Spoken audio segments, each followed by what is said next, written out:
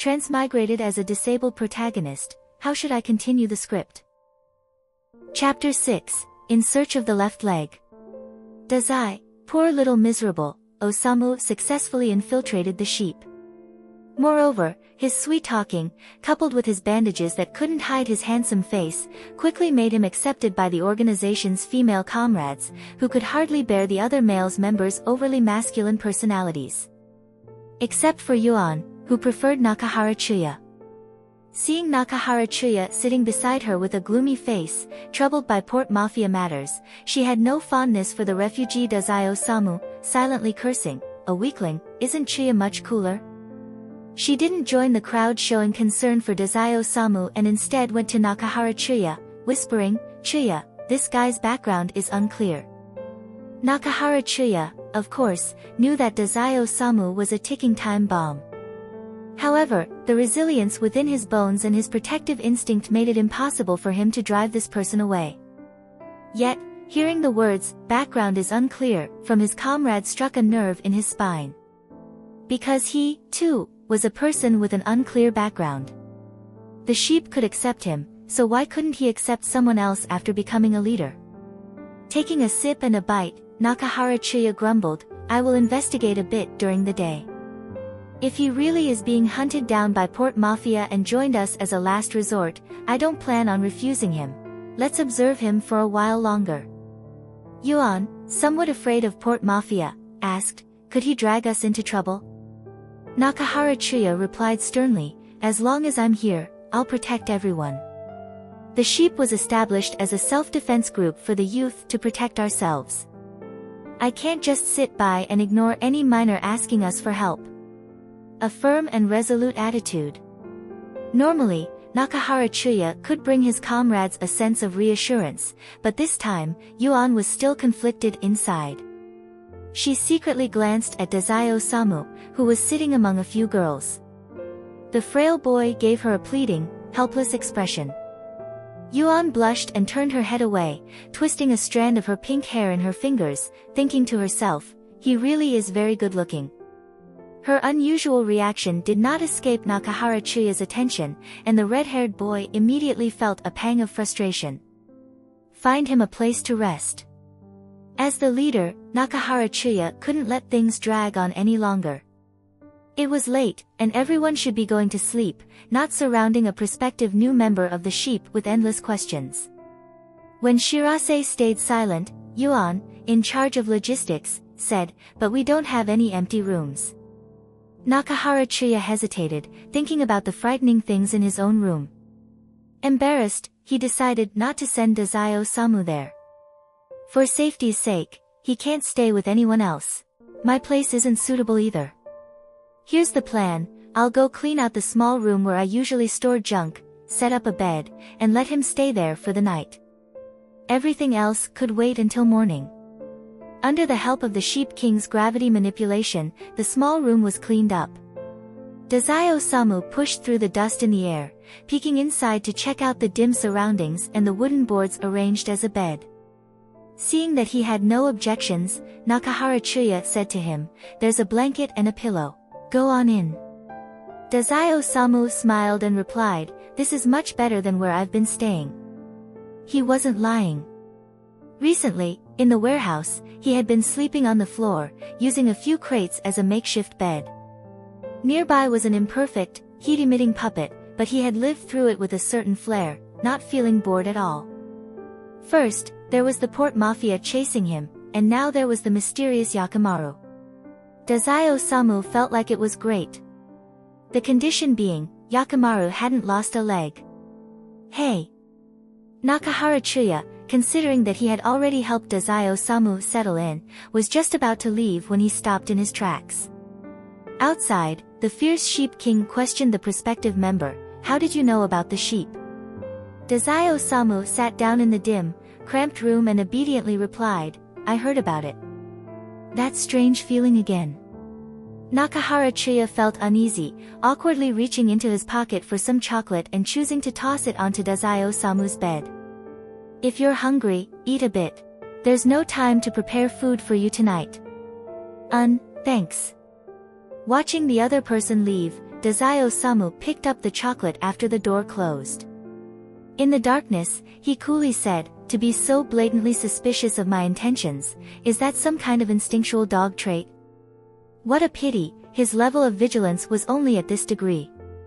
Too naive.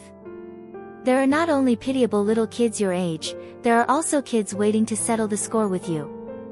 After lying on the bed for a while and confirming that no one was passing by outside the door, Tezuka Osamu quietly rolled over, pushed open the unlocked door, and stealthily tiptoed past several rooms of the sheep members. He stopped when he overheard Shirase's voice complaining to a comrade, "I only killed one person, but he still wants to dig deeper. Hasn't he killed his share of people? I did it for survival. Without money, who's going to support the sheep's expenses?" Bang! Damn Chiya. Back then, it was me and the others who brought him back. Without us, who would have taken him in? And now, during Yokohama's most chaotic time, he wants to kick me out of the sheep. The insults from the room continued, along with the sound of bottles and cups being slammed onto the floor. Outside the door, Tezuka Osamu smiled as he listened, his eyes filled with the cold, predatory air of someone watching prey. Of course, someone of Shirase's level wasn't worthy of being his prey. But using Shirase as bait was enough to poison that so-called comrade, the Sheep King. Yakimaru. You see, this world's villains don't change just because you hit them a few times. And by the way, make sure you remember to eat something for me. 3 days later, Yakimaru had untied the ropes and was sitting on a soft fur rug and cushion, expressionless as he ate bread. However, he still couldn't leave the safe zone because his other legs had been hidden by Dororo. The other person seemed extremely concerned about his safety, not planning to let him walk freely anytime soon. Yakimaru, with his crippled legs and loss of mobility, didn't really mind. He had once been swaddled in despair, clinging to life, and during times of crisis, he had already made a decision. I must survive. To survive, temporarily losing everything was something he could endure. Luckily, he had found the foster father who saved him from his fate, Jukai, and encountered someone willing to stay by his side and help, someone who, upon seeing that he had lost his right leg, went out to figure out a way, Dororo. Yakimaru finished eating the bread he had managed to find, still not giving up on searching the warehouse for his left leg. Where's my leg? Dororo, going out alone will put you in danger. The demon god isn't something you can defeat. Where did you hide it? There's no way you hid it far away. Once again, he realized that Dororo wasn't just childish, but also had an impressive talent for hiding things. The calico cat sat just outside the warehouse, staring blankly inside, almost tugging at its own whiskers. What on earth was going on here? How is this any different from torturing Yakimaru? However, the calico cat didn't disturb Yakimaru. More than anyone else, it understood that this was his life. The meeting between this boy with so many missing body parts and another boy was fate, but also an unsteady bond. Any small disturbance from the outside world could easily destroy the fragile trust and feelings that had been so hard to build between them. It could find someone to help. It could observe from the shadows. But the one thing it couldn't do was help Yakimaru overcome the obstacles in his life or act as his arms and legs. When Yakimaru, in this determined state, tried to walk out of the warehouse in search of his left leg, the calico cat, filled with deep philosophical thoughts about life, immediately changed its mind. It pounced over and quickly bit onto Yakimaru's clothes. Meow. Going out like this would scare the passers-by. Yakimaru sensed the calico cat blocking him, and after a slight delay, he remembered his own terrifying, crippled appearance. His legs were important, but Dororo would worry. His mental encyclopedia clearly stated that Dororo admired Yakimaru. This made Yakimaru feel a bit troubled. If he left on his own, while Dororo was trying to find him a safe place, would Dororo get upset? From his past life, he had already come to understand a certain truth from the news. Many people's admiration for those with disabilities often stemmed from pity. Yakimaru possessed a delicate face, and his crippled limbs only seemed to enhance his extraordinary presence. However, this didn't extend to his awkward movements, and the faint impression of his character's image made him hesitate. He didn't want to be pitied, or to be looked upon with sympathy. How could things ever change if he continued like this?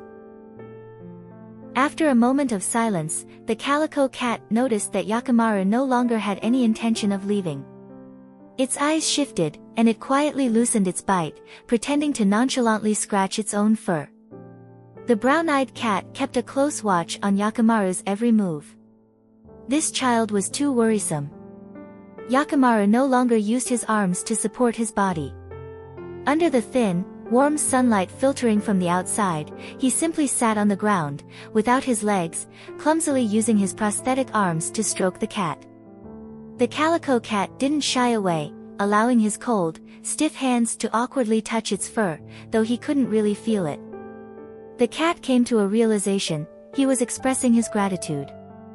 Yakimaru was thanking this small life for keeping him from pushing himself too far and ensuring that Dororo's efforts weren't in vain. He was trying to learn how to place greater trust in another person, believing that under the influence of fate, as the heroine of Dororo, Dororo wouldn't face any life-threatening danger. Although I'm a bit unwilling, the truth is, I can only wait for her to return. The black-haired boy lifted the calico cat and brought it in front of his face. One boy, one cat, staring at each other. Immediately after, the black-haired boy gazed intently at this small life flame, feeling that the other being also had a remarkable existence. How wonderful, not every part of this world is a disaster. Meanwhile, what the calico cat was thinking was, can he see this old man? For a brief moment, Natsume Soseki, who was usually busy acting cute and eating little dried fish, froze slightly. His guilty heart quickened, and the now heavier-than-ever calico cat trembled in mid-air, its chubby body shaking. Fortunately, Yakimaru only looked at it for a moment before setting it down. He even pulled out some food from his sleeve to feed it. The calico cat graciously took a bite. Soon after, it struggled to swallow. Meow, that little brat bought the worst and strangest flavored food for Yakimaru. How ridiculous, always teasing someone who can't even taste anything. Yakimaru couldn't tell what kind of little animal it was, so he just treated it like any other pet for now. Afterwards, he returned to the warehouse, closed the door, and acted in a way that the calico cat found satisfactory. The cat didn't follow him in. Instead, it jumped onto the top of the warehouse to sunbathe, afraid of being discovered again by Dazai Osamu. Thanks to the silent efforts of the calico cat, Dazai Osamu was able to see Yakimaru upon his return. Waiting quietly, Yakimaru seemed like the best gift for Dazai Osamu. If you leave again, I won't come looking for you a second time, Dazai Osamu said coldly, dropping the bundle in his hand and removing the covering. Inside was Yakimaru's right leg, which had been left behind in the Suribachi district. The leg had no wounds on it, completely restored to how it had been when he had just lost it. Discarding his earlier cold demeanor, Dazai Osamu retrieved the left leg he had hidden, speaking with a mischievous tone. Let me help you put it on. He moved to support Yakimaru, lifting him up. As Dazai Osamu touched the parts of Yakimaru's body where limbs were missing, an inexplicable feeling arose, a sense that both he and Yakimaru had been abandoned by the world. Could his current actions be what people called huddling together for warmth? Ridiculous. Between him and Yakimaru, who could bring warmth to the other? Dazai Osamu effortlessly left the sheep without shedding any blood, then flashed a bright smile at Yakimaru. I struggled for 3 days, almost getting hunted down by that tiny dwarf. You owe me a reward. He pointed at the tip of Yakimaru's nose, firm and towering like a small mountain. Just don't lose that face. If you throw it away, I'll act like I never knew you. You won't ever see me again, and I won't go picking up someone with a ruined face. Don't torture my perfectly good eyesight. He can see through every small detail clearly. When analyzing human nature, Dazai Osamu had to admit that his initial reason for staying by Yakimaru's side was due to a sense of novelty. Later on, it became about observing how Yakimaru survived. He didn't want to become the person facing that directly, he preferred to remain in the role of a bystander, appreciating the other's false facade. A puppet, as long as it looks beautiful, will always find admirers. Dazai Osamu adjusted his boots, resting his hand on the pale leather, but couldn't muster even a trace of nostalgia. Instead, he became intrigued and poked at Yakimaru's belt on his side, asking, "Yakimaru, do you feel ticklish?" Yakimaru sensed the situation at his waist and thought, "I don't feel ticklish, the demon god devoured my sense of touch." The two shared a strange telepathic connection. Dazai Osamu, in an oddly thoughtful tone, said, "Finding someone with psychic abilities, I wonder if they'd have any effect on you. The urgent matter now is still finding a doctor that's a bit more useful. Let's go." Dazai Osamu didn't know how many variations of these words he had said after meeting Yakimaru, but they became more and more casual over time. There was a glint in his eyes. These past days had truly been fun. "I'll take you to find a doctor."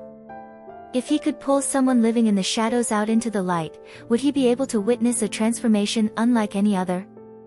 Or perhaps he would gain someone who wholeheartedly trusted him. Chapter 6 End.